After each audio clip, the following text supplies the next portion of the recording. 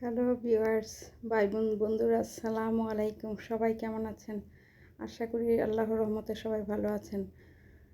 আজকে আমি আপনাদেরকে একটি ওয়াল হ্যাঙ্গিং করে দেখাবো। শেষ পর্যন্ত সবাই সাথে থাকবেন।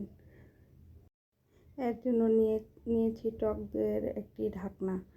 তো প্রথমেই টক দইয়ের ঢাকনাটিকে জেসো ও রং দিয়ে সুন্দর করে লাগিয়ে নিয়েছে। এখন এটাতে ফোম দিয়ে আস্তে আস্তে চেপে চেপে লাগিয়ে নিব। এভাবে লাগালে ভিতর থেকে খুব সুন্দর একটা ডিজাইন ফুটে ওঠে। ভালোভাবে লাগানো হয়ে যাওয়ার পর এটাকে আমি শুকিয়ে নিব। প্রপার শুকানো হয়ে যাওয়ার পর পরবর্তী ধাপের জন্য উপযুক্ত হবে। এর ফাঁকে আমি পাতা তৈরি করে নিব। তো ভিডিও সুবিধার্থে আমি কতগুলো পাতা আগেই তৈরি করে নিয়েছি, এখন একটা তৈরি করব আপনাদের সামনে। অনেকগুলো কাজ একসাথে করলে ভিডিওটা একটু হিবিজিবি হয়ে যায়, তাই আমি কিছু কিছু কাজ আগেই করে নিয়েছি। এখন ফুল তৈরি করব।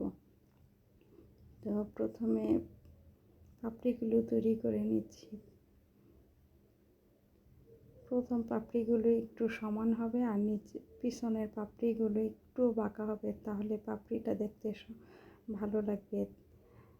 তো প্রথমে একটা একটা করে পাপড়িগুলো লাগিয়ে নিচ্ছি। এক সাইডে লাগানো হয়ে যাওয়ার পর আরেক সাইডে, এবং যেই সাইড খালি থাকবে ঘুরিয়ে ঘুরিয়ে প্রত্যেকটা সাইডে সুন্দর করে লাগিয়ে নেব।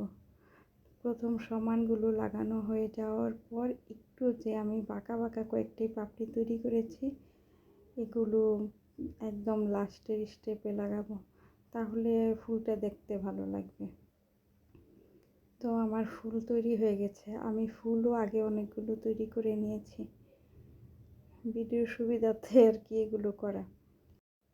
এখন আমি একটি কলি গোলাপের কলি তৈরি করব। এর জন্য আমি ছোট ছোট 3টা সবুজ ক্লে টুকরা নিয়ে নিয়েছি। এগুলোকে চেপে একটু চ্যাপ্টা করে কলিটার মধ্যে লাগাবো।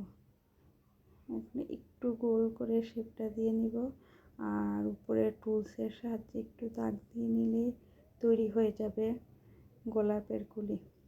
আমি কলিও আগে তৈরি করে নিয়েছি। এখন আমার ফুল পাতা কলি সবগুলো তৈরি হয়ে গেছে। আর এদিকে আমার ঢাকনাটাও প্রপার শুকিয়ে গেছে। এখন আমি এগুলোকে ফেভিকল আর আরাম আঠার সাহায্যে সেট করে নেব।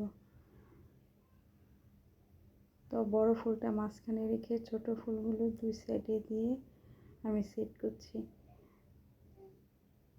ফুলগুলো সেট হওয়ার পরে দুই পাশে 2টা কলি সেট করে দিলাম।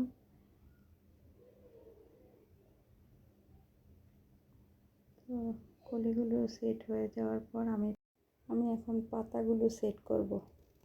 গোলাপের মাঝখান দিয়ে দিয়ে লাগাবো, এর জন্য আমি এগুলোতে আঠা লাগিয়ে নিয়েছি।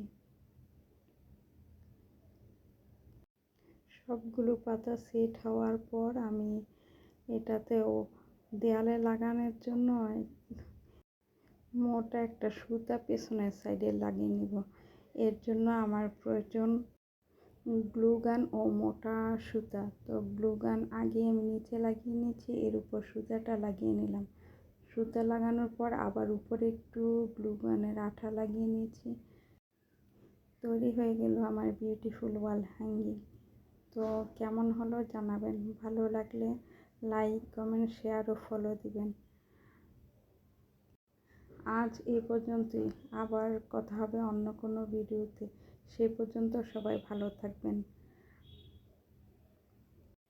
সবার জন্য শুভকামনা রইল। আল্লাহ হাফেজ।